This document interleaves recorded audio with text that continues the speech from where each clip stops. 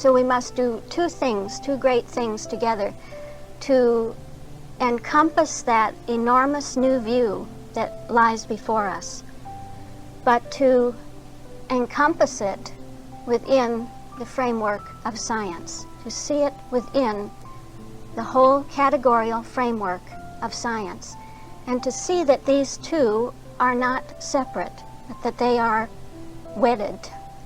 The bigness of the idea, the newness of the idea, the greatness of it is one with the structure of science, the structure of being itself. Psalm 91, from the King James Version of the Bible, read by Lisa Walker. He that dwelleth in the secret place of the Most High shall abide under the shadow of the Almighty. I will say of the Lord, He is my refuge and my fortress, my God. In Him will I trust. Surely He shall deliver thee from the snare of the fowler, and from the noisome pestilence. He shall cover thee with His feathers, and under His wings shalt thou trust. His truth shall be thy shield and buckler. Thou shalt not be afraid for the terror by night, nor for the arrow that flieth by day, nor for the pestilence that walketh in darkness, nor for the destruction that wasteth at noonday.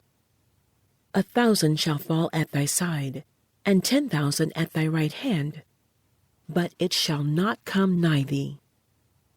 Only with thine eyes shalt thou behold and see the reward of the wicked. Because thou hast made the Lord, which is my refuge, even the Most High, thy habitation, there shall no evil befall thee, neither shall any plague come nigh thy dwelling. For He shall give His angels charge over thee, to keep thee in all thy ways.